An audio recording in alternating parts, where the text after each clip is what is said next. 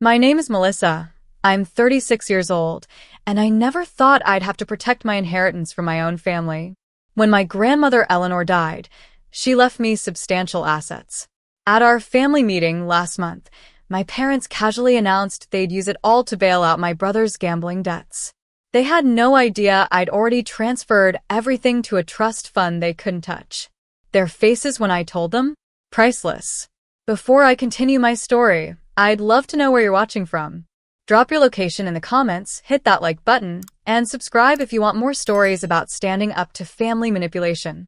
Trust me, what happened next will show you exactly why setting boundaries with family is sometimes the most important thing you can do.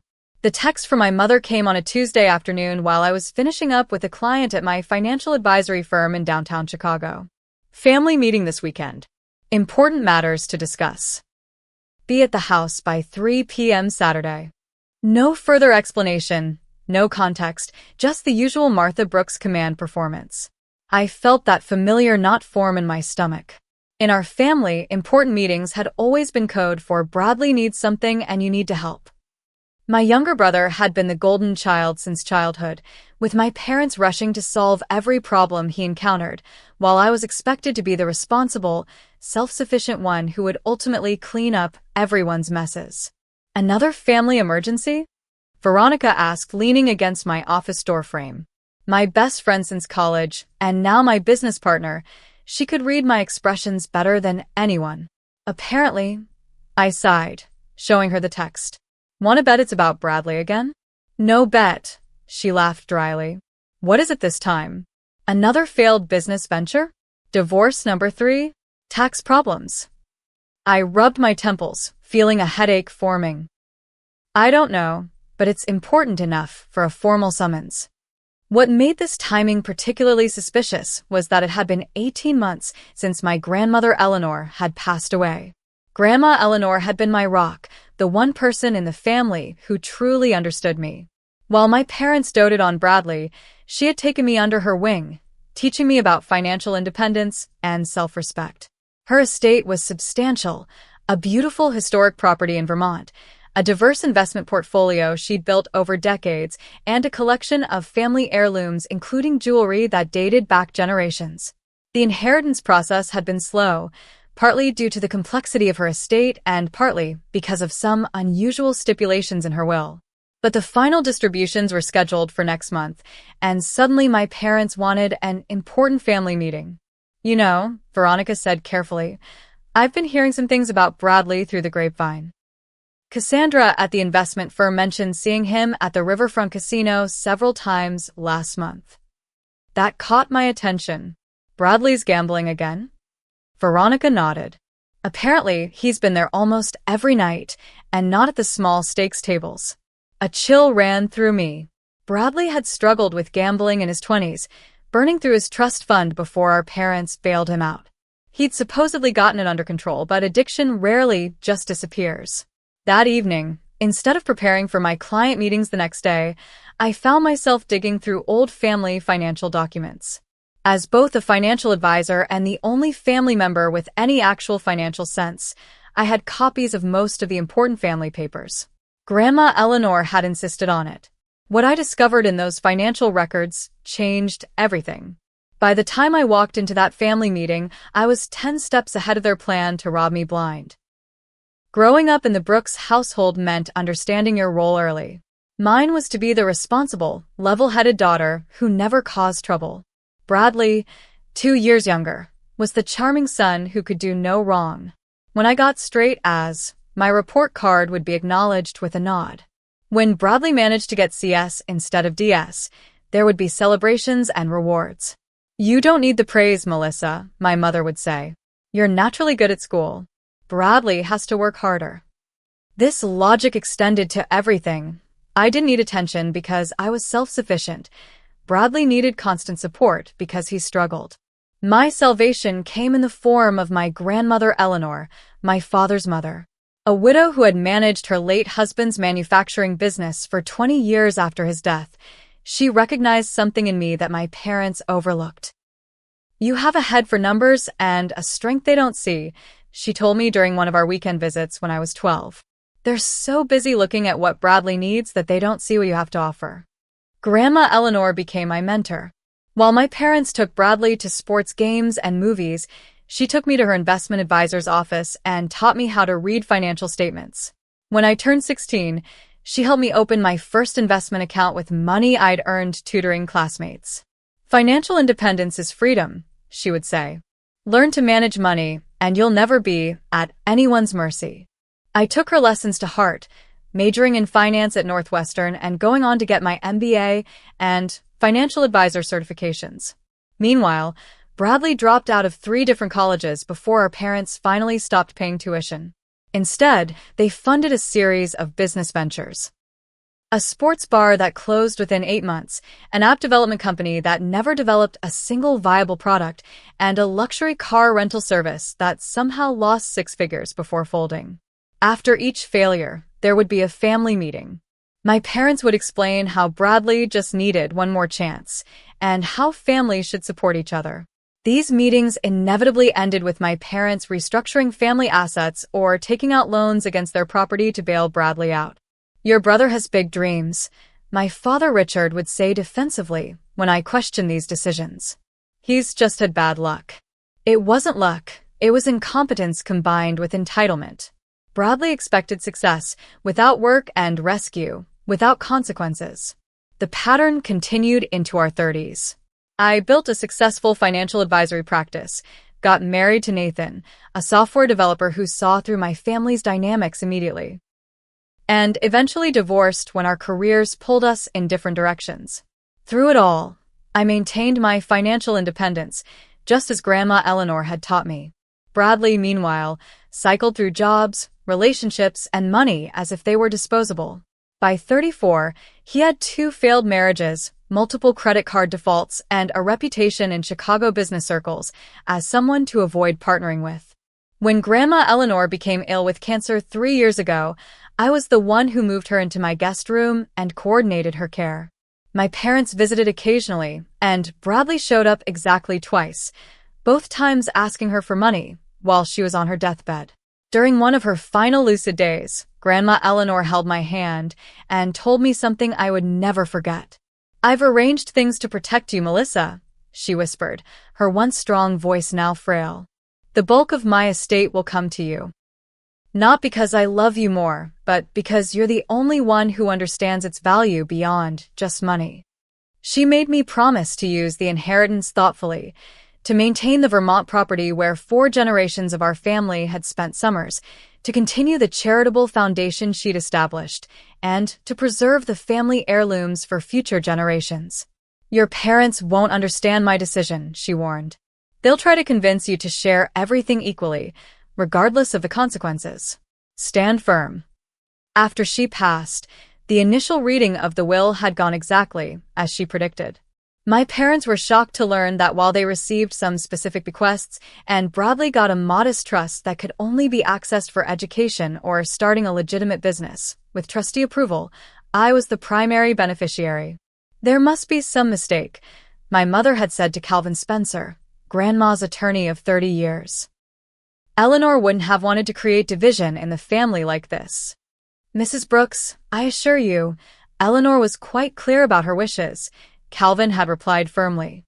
"She revised this will 3 times in her final year to ensure it precisely reflected her intentions." In the 18 months since, there had been constant pressure. Subtle comments at family dinners about what Grandma would have wanted. Emails with links to articles about siblings sharing inheritances equally. Pointed questions about when the estate would be settled. I had maintained my boundaries politely but firmly, honoring my promise to Grandma Eleanor. The Vermont property was being restored according to historical preservation standards. The investment portfolio remained intact, with the specified portions of earnings going to the foundation. The family heirlooms were being properly cataloged and insured. Nathan had called me just last week, one of our occasional check-in conversations since the divorce. "How's the inheritance situation?" he'd asked. "Still getting pressure from the vultures?" "Nathan," I'd admonished, though I couldn't help laughing. "They're still my family." "Family doesn't try to separate you from what's rightfully yours," he'd replied. "Your grandmother knew exactly what she was doing. She was protecting her legacy from their mismanagement. After hanging up, I'd reflected on how right both Nathan and Grandma had been. Just last month, I discovered that my parents had somehow accessed information about the estate accounts that they shouldn't have had. Small inconsistencies in statements, questions they asked that revealed knowledge they shouldn't possess. Something wasn't right, and with the family meeting looming, I needed to find out what was really going on. The day after receiving my mother's text, I called Calvin Spencer's office and scheduled an urgent appointment. Calvin had been my grandmother's attorney for decades and was serving as the executor of her estate.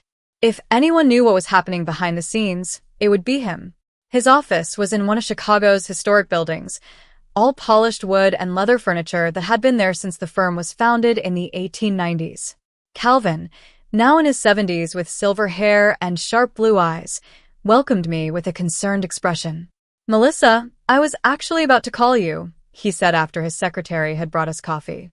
"There have been some unusual inquiries about your grandmother's estate." "From my parents?" I asked, though I already knew the answer. He nodded. "Your father has requested copies of all account statements and property deeds. He claimed you had asked him to review everything before final distribution." "Which I absolutely did not," I clarified.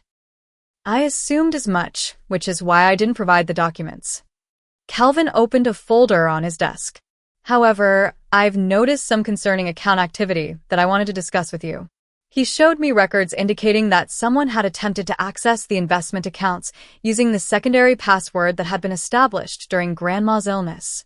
There were also inquiries to the Vermont Property Management Company about appraisal values and potential selling procedures. "I don't understand," I said, though a sinking feeling in my stomach suggested I did. "Why would anyone be looking into selling the property?" "Grandma specifically wanted it kept in the family." Calvin looked uncomfortable. "Your father mentioned something about family financial restructuring that would be more beneficial given current circumstances. He implied this was being discussed with all parties." "This is the first I'm hearing of it," I said, my voice tight. "What current circumstances is he referring to?" Calvin hesitated. "It's not my place to speculate, but he did mention significant family obligations that needed to be addressed before the inheritance distribution." "Bradley," I said flatly. "This is about Bradley." Calvin didn't confirm or deny, maintaining his professional discretion, but his expression told me everything. I thanked him for his vigilance and asked him to continue preventing unauthorized access to the estate. Then I made my next stop, the office of Dennis Watkins, the family accountant who had managed both my parents' and Bradley's finances for years. Dennis was less discreet than Calvin after I pressed him about recent activities. "Look, I'm caught in the middle here," he said nervously, straightening papers on his desk. "Your parents asked me not to discuss this with you until after your family meeting." "Dennis, these are my grandmother's assets we're talking about. I have a right to know if something's going on." He sighed heavily. "Bradley's in trouble, Melissa. Serious trouble. Gambling debts." I guessed. Dennis looked surprised. "You knew?" I suspected. "How much?" "Over $300,000. To some very unpleasant creditors." He lowered his voice. "People who don't just send collection notices, if you understand what I mean." The amount staggered me. "And let me guess, my parents want to use my inheritance to bail him out." Again. Dennis's uncomfortable expression confirmed it. "They've asked me to prepare financial projections for using the most liquid assets from the estate to clear his debts immediately after distribution." "Which assets exactly?" He reluctantly showed me their plan: liquidate the investment portfolio, take a mortgage against the Vermont property, and sell the most valuable pieces of the jewelry collection. Essentially, they planned to dismantle everything Grandma Eleanor had specifically wanted preserved. "Have they done this before?" I asked. "Used family assets to pay off Bradley's debts without telling me?" Dennis looked even more uncomfortable. "Your parents refinanced their home twice to cover Bradley's previous gambling losses. And 3 years ago, they sold some of your grandfather's coin collection that was supposed to be held in trust for both you and Bradley. That collection had been promised to us since childhood. I'd never received my portion and had assumed it was still in storage." After leaving Dennis's office, I went straight to my parents' house, knowing they'd be out at their weekly bridge game. I still had a key from when I would check on the place during their winter trips to Florida. What I was about to do wasn't strictly ethical, but I needed to know the truth. In my father's home office, I found folders labeled Family Trust Restructuring containing draft documents for a new family trust that would consolidate all of Eleanor's assets under my parents' control as trustees. Another folder held emails between my father and a different attorney, not Calvin, discussing how to challenge certain provisions of Grandma's will if necessary. Most damning was an email exchange between my parents discussing their strategy. Melissa will resist at first, but once we explain Bradley's situation, she'll come around. She always does. My mother had written. My father's response: if she doesn't, we can proceed with Plan B.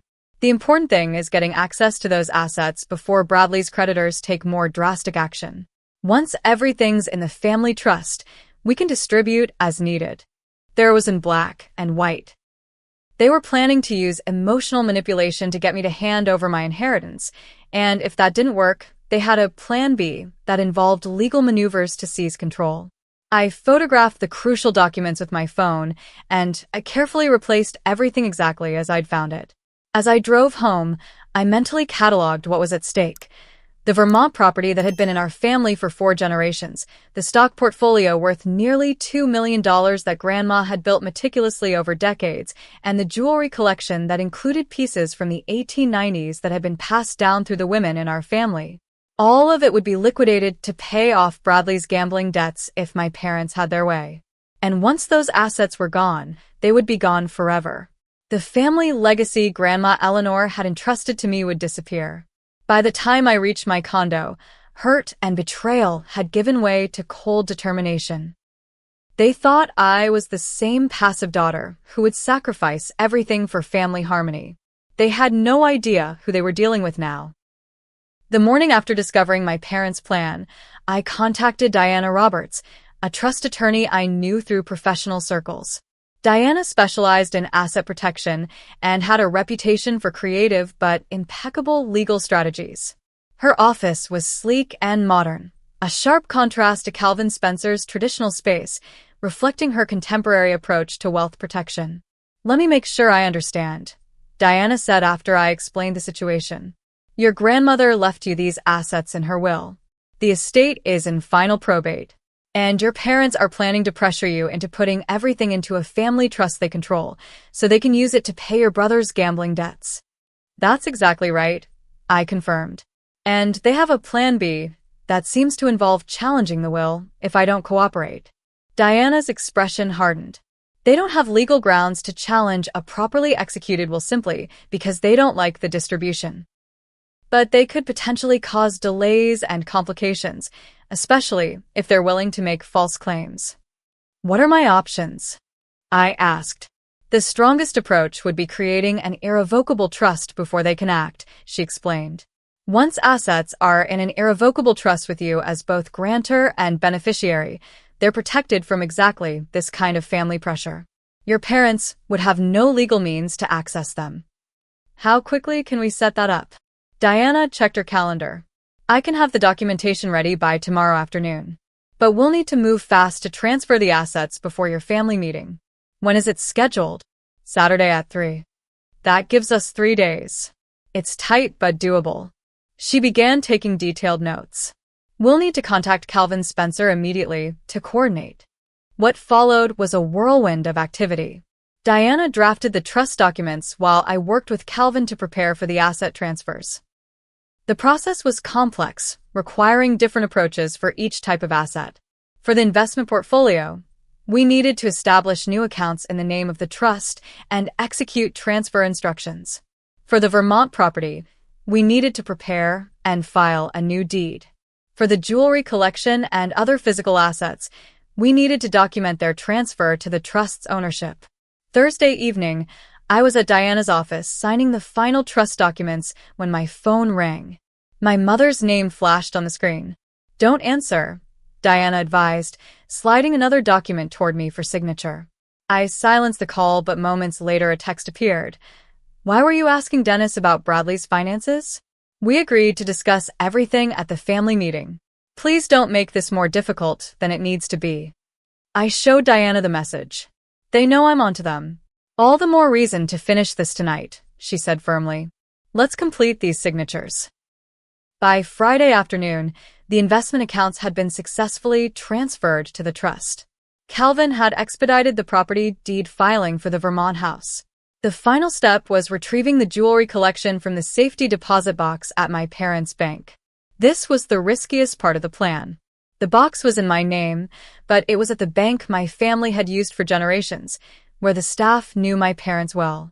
If someone mentioned my visit to them, they might realize what I was doing.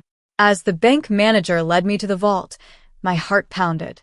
The safety deposit box contained not just jewelry, but also small family heirlooms that Grandma Eleanor had specifically wanted me to have.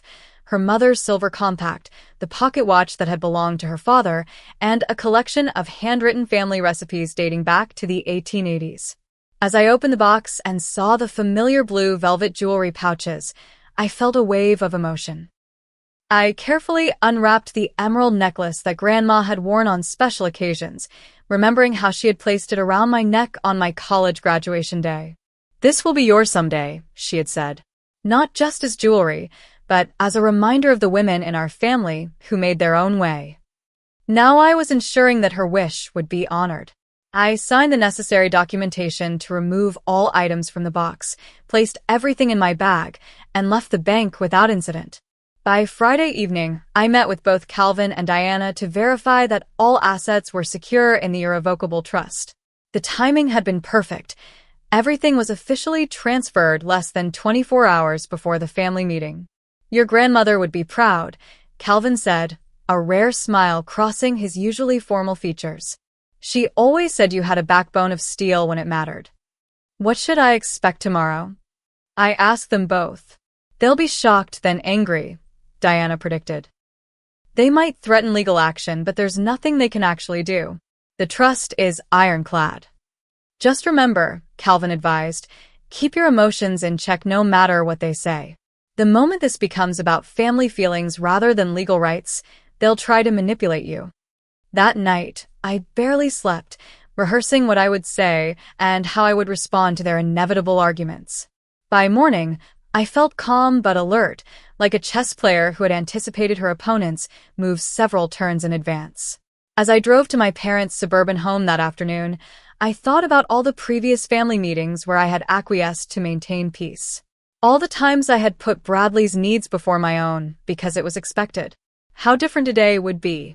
I parked in the driveway of the colonial-style house where I'd grown up, noting that Bradley's new Audi was already there. Apparently, his gambling debts hadn't affected his car choices. Taking a deep breath, I gathered my documentation folder and walked to the door, ready for whatever came next. The heavy oak door of my childhood home swung open before I could even ring the bell. My mother stood there in her powder blue cardigan and pearls, the picture of suburban maternal perfection. Melissa, finally. Everyone's waiting in the living room, she said, her voice carrying that artificial cheerfulness she used when orchestrating one of her scenarios. She hugged me briefly, the scent of her Chanel No. 5 bringing back a flood of memories, not all of them pleasant. The living room was arranged like a stage set. My father occupied his usual leather armchair, reading glasses perched on his nose as he reviewed some documents. Bradley slouched on the sofa, his expression a mix of anxiety and entitlement. He barely looked up when I entered. Drink, my father offered, gesturing to the cocktail cart where he'd already prepared his standard Saturday scotch. Just water, thanks, I replied, choosing the armchair furthest from Bradley. I needed a clear head for what was coming. After a few minutes of my mother's forced small talk about neighborhood gossip and the weather, my father cleared his throat, the traditional signal that the real meeting was about to begin.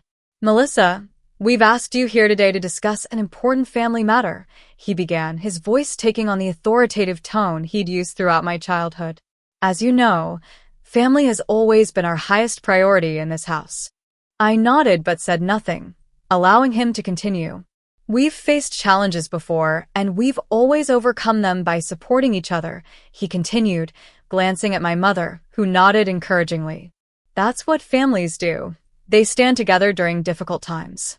Richard, just tell her. My mother interjected with feigned impatience.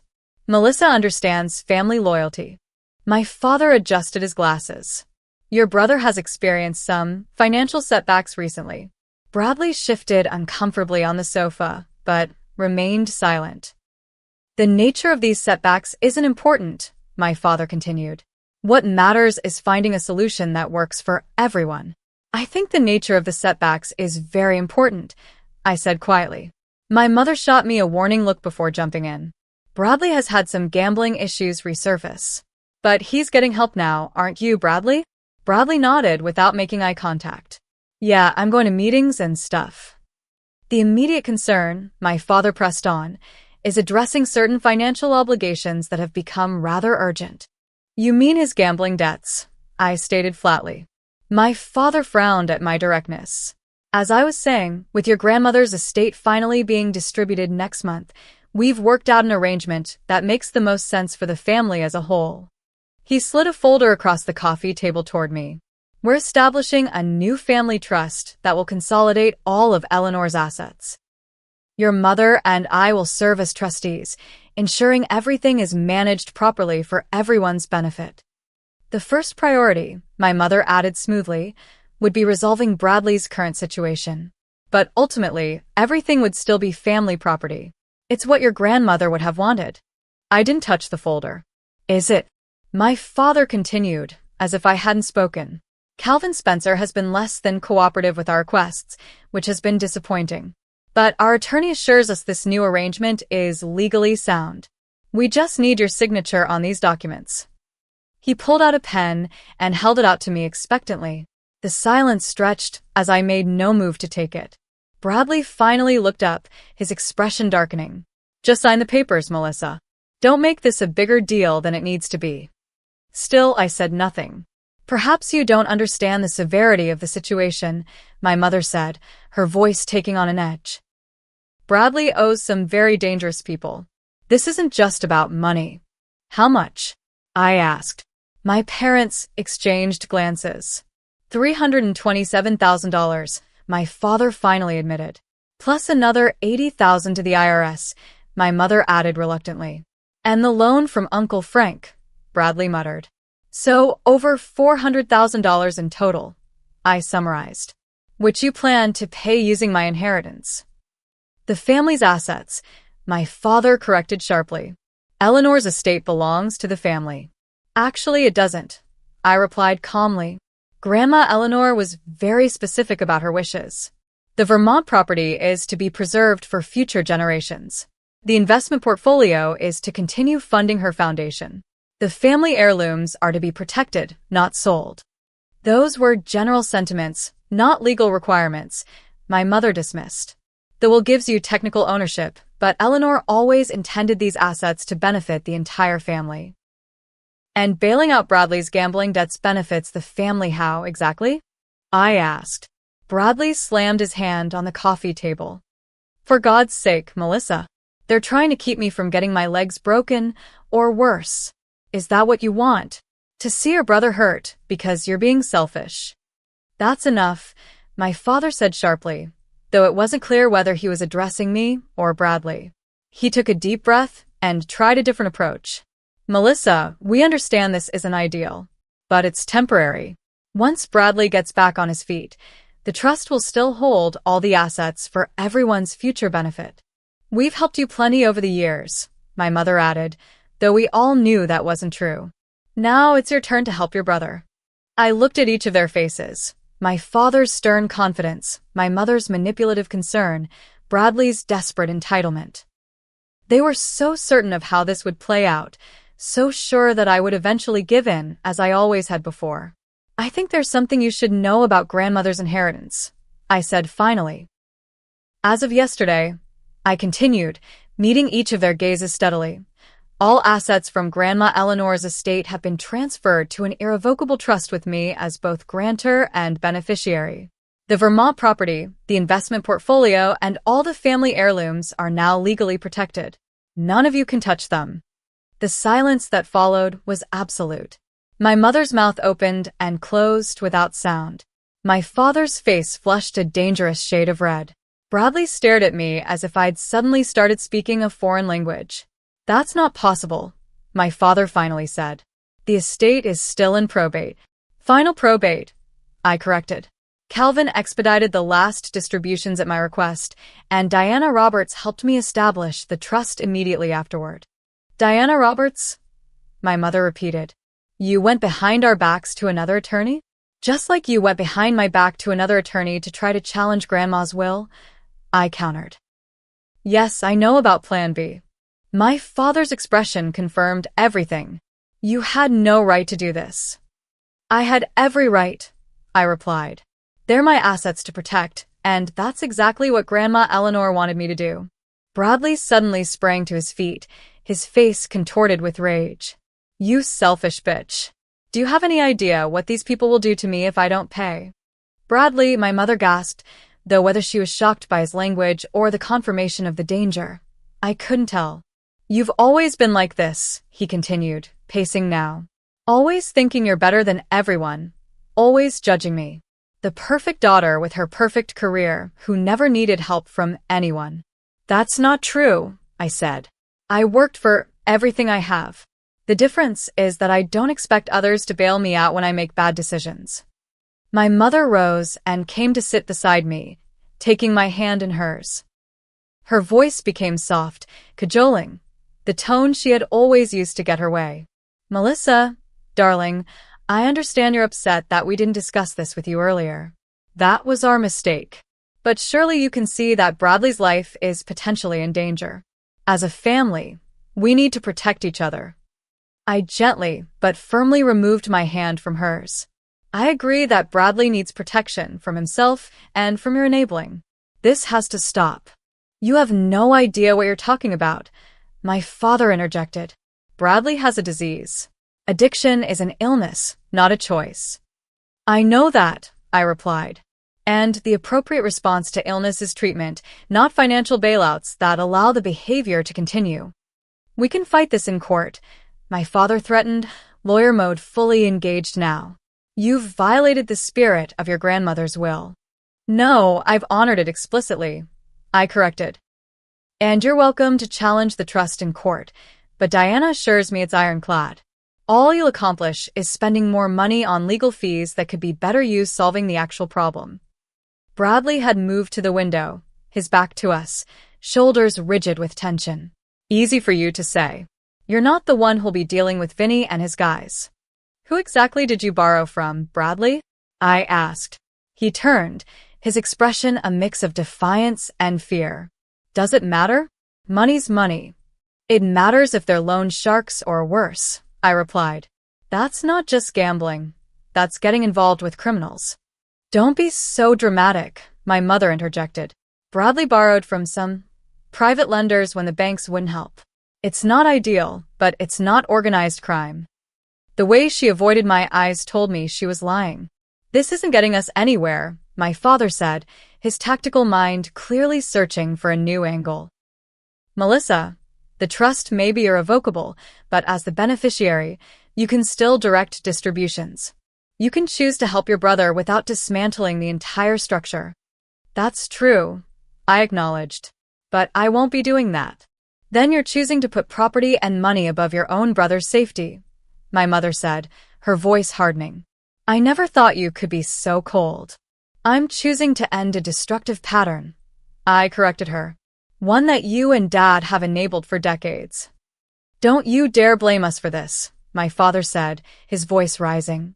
We've done everything possible to help both our children succeed. No. You've done everything possible to protect Bradley from consequences, which is very different from helping him succeed. I stood up, gathering my purse. I'm not going to participate in this cycle anymore. If you walk out that door, my mother said, her voice trembling with either genuine emotion or theatrical effect, you're turning your back on this family. I'm not turning my back on anyone, I replied. I'm just refusing to set myself on fire to keep everyone else warm. We'll contest the trust, my father called as I reached the doorway. We'll claim undue influence, mental incapacity on Eleanor's part, anything we can. You'll be tied up in court for years. I turned back. And how exactly will that help Bradley with his immediate debt problem? Because those private lenders don't typically wait for family court disputes to be resolved. That silenced him momentarily. "This isn't over," Bradley said, his voice low and threatening. "You think you're so smart, but you have no idea what you're doing." I looked at each of them one last time. These people who were supposed to be my support system but had instead tried to manipulate and use me throughout my life. "I know exactly what I'm doing," I said quietly. For the first time, I'm honoring Grandma Eleanor's wishes and my own boundaries at the same time. As I walked to my car, I could hear Bradley shouting obscenities from the doorway. My mother called my name repeatedly, her voice shifting from anger to pleading. My father remained silent, which was somehow more unsettling than their emotional outbursts. Once inside my car, the composure I had maintained throughout the confrontation finally cracked. My hands shook as I gripped the steering wheel, and tears blurred my vision. I had anticipated their reactions logically, but the emotional reality of standing against my entire family hit me with unexpected force. I drove to a nearby park, parked in a secluded spot, and finally allowed myself to cry for the family I wished I had, for the grandmother who had tried to protect me, and for the brother who might never find his way to recovery. As I sat there trying to collect myself, my phone rang with an unknown number. Thinking it might be Diana with updates, I answered. "Melissa? It's Thomas. Thomas Brooks. Your uncle." My father's estranged brother, whom I hadn't seen in over 15 years. How did he even have my number? "Uncle Thomas?" I said, confused. "How did you?" "Calvin Spencer contacted me," he interrupted. "He thought I might have information that could help you understand what's really going on with your parents and Bradley. We need to talk in person. There's more to this situation than you know." I met Uncle Thomas the next morning at a quiet cafe downtown. I barely recognized him. The last time I'd seen him was at a family funeral when I was in college. Now in his late 60s, he had the same Brooks family features as my father, but with deeper laugh lines and gentler eyes. "You look like Eleanor," he said as I sat down. "She would be proud of what you did yesterday." "You know about that already?" He smiled wryly. "Richard called me in a rage last night. Apparently, I'm still his go-to when he needs to vent about family betrayals. Ironic, given our history." I vaguely remembered childhood whispers about Uncle Thomas being cut off from the family after some business disagreement with my father. "Calvin said you have information about my parents and Bradley?" Thomas nodded gravely. "Your parents aren't just trying to bail out Bradley this time. They're trying to save themselves." Over the next hour, Thomas revealed a financial history I'd never suspected. My parents had been covering Bradley's gambling debts for over a decade, far longer and more extensively than I'd realized. What had started as paying off a few $1,000s in college had escalated to hundreds of thousands by the time Bradley was in his 30s. "The first major crisis was 8 years ago," Thomas explained. "Bradley owed almost $200,000 to some serious people. Your parents remortgaged their house and liquidated most of their retirement accounts to cover it." "I had no idea," I admitted. "They were too proud to let anyone know, especially you. Richard always resented how easily financial success came to you while Bradley struggled." The next bombshell was even more shocking. My parents were essentially broke. Between Bradley's debts, bad investments of their own, and their determination to maintain appearances, they had depleted nearly all their assets. "The family home has 2 mortgages against it now," Thomas said. "Richard's law practice has been losing money for years. Most of his clients moved to younger firms with more modern approaches. They've been living on credit cards and home equity lines while waiting for Eleanor's estate to solve everything. But why didn't they just tell me the truth? I would have helped them, not with Bradley's gambling debts, but with their own financial situation." Thomas smiled sadly. "Bride. Control. Richard has always needed to be the provider, the patriarch, admitting financial failure to his daughter, who excels in finance. He couldn't do it." Thomas then handed me a folder containing bank statements, property records, and loan documents, evidence he had gathered over the years as he watched the family spiral from a distance. "Why are you showing me this now?" I asked. "Because unlike Richard and Martha, I think Bradley can still be saved, but only if the enabling stops completely. His expression hardened. And because Eleanor asked me to keep an eye on things if anything happened to her. She knew they might try to use her estate to bail everyone out one last time. Armed with this new understanding, I arranged another family meeting, this time on my terms at my condo, with Calvin and Diana present. My parents arrived looking defensive. Bradley came separately, appearing exhausted and defeated. Before we begin, I said once everyone was seated, I want to make something clear. This meeting isn't about negotiating access to Grandma Eleanor's assets. The trust is established and will remain intact. We're here to discuss how to actually solve the problems we're facing, not just put a temporary financial bandage on them. My father started to object, but my mother placed a restraining hand on his arm. I've spoken with Uncle Thomas, I continued. I know about the remortgaged house, the depleted retirement accounts, and the extent of Bradley's debts over the years. My parents exchanged alarmed glances. Thomas had no right to share private family matters, my father began. Like you had no right to try to seize control of my inheritance? I countered. We're past privacy concerns now. This is about survival, Bradley's literal safety, your financial security, and the preservation of Grandma's legacy. I turned to my brother. Bradley, I need you to be completely honest. What's the full extent of your current debts, and who exactly do you owe? Bradley looked at our parents, who nodded resignedly. Finally dropping the facade, he detailed gambling debts totaling nearly $450,000, spread across casinos, credit cards, and yes, loan sharks with connections to organized crime in Chicago.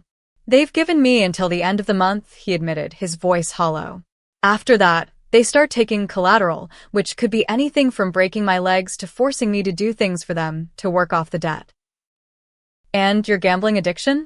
Are you genuinely seeking treatment? Bradley stared at his hands. I've been to 2 Gamblers Anonymous meetings. It's harder than I thought it would be. Admitting I can't control it, I turned to my parents. And your financial situation? No more half-truths. With obvious reluctance, they confirmed what Thomas had told me. They had less than $20,000 in savings, massive mortgage debt, and credit card balances that kept them awake at night. My father's law practice was barely covering its overhead. They had been counting on Eleanor's estate to solve everything at once. Here's what's going to happen, I said after everyone had finally laid their cards on the table. I'm not going to dismantle Grandma's legacy to enable more destructive behavior. But I'm also not going to abandon my family. I outlined a 3-part plan.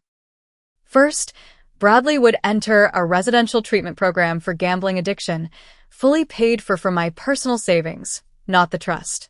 But his continued support would be contingent on his full participation in recovery. Second, I would help my parents develop a financial recovery plan, including possible downsizing, restructuring my father's practice, and legitimate debt consolidation. Again, I would provide some personal financial assistance, separate from the trust. Third, we would address Bradley's debts strategically, negotiating with legitimate creditors for payment plans and working with appropriate authorities to handle the loan sharks. I would contribute to legitimate debt repayment, but only after treatment was underway and only for documented debts. This is conditional assistance, I emphasized. I'm helping with recovery, not enabling continued destructive patterns. If anyone returns to old behaviors, the support stops immediately. You're in no position to dictate terms to us, my father began, but my mother interrupted him. Richard, stop. Just stop. Her voice was tired but clearer than I'd heard it in years. Melissa's right. We've been handling this all wrong for too long. Bradley looked up, surprise registering on his face at our mother's words. We've failed you, Bradley, she continued, tears forming. Not by refusing to pay your debts, but by always paying them. By never requiring you to face consequences. It was the first genuine moment I could remember witnessing between them. Over the next 3 hours, we hammered out details with Calvin and Diana's help.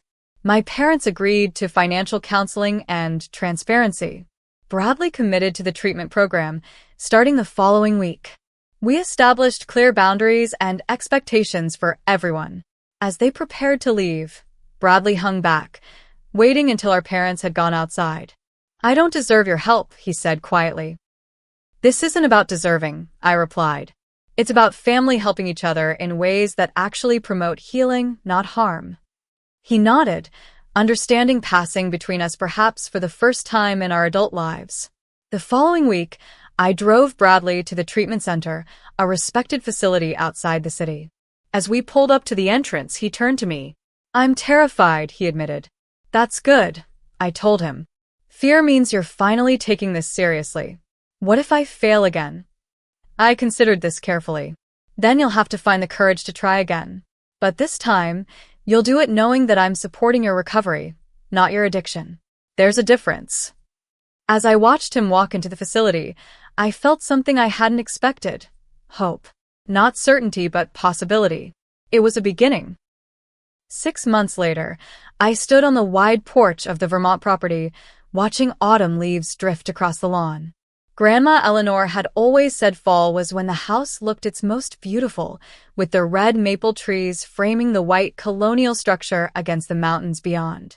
The restoration was nearly complete. I'd honored Grandma's wishes by working with historical preservation experts to maintain the property's original character while updating the essential systems. This weekend was my first day since the work had been finished. My phone buzzed with a text from Veronica. "How's the solitude treating you? Ready for visitors yet?" I smiled as I replied, "Maybe next weekend." Still processing everything. And there was much to process. The past 6 months had been a journey of establishing new boundaries and rebuilding relationships on healthier terms.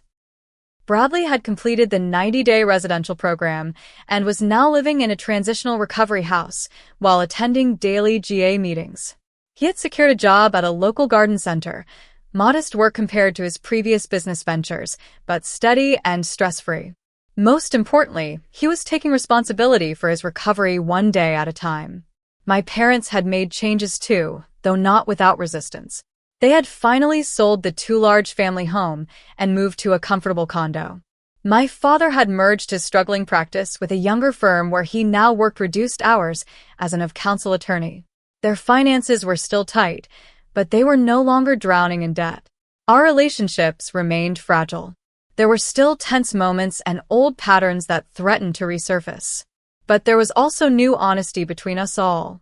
My parents had stopped pretending everything was perfect, and I had stopped expecting them to be different people. "You've changed them," Veronica had observed during our last lunch. Standing firm actually forced them to grow.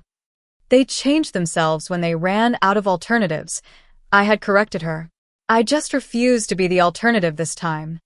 Now, sipping coffee on the porch that had witnessed 4 generations of family gatherings, I reflected on what this inheritance truly meant.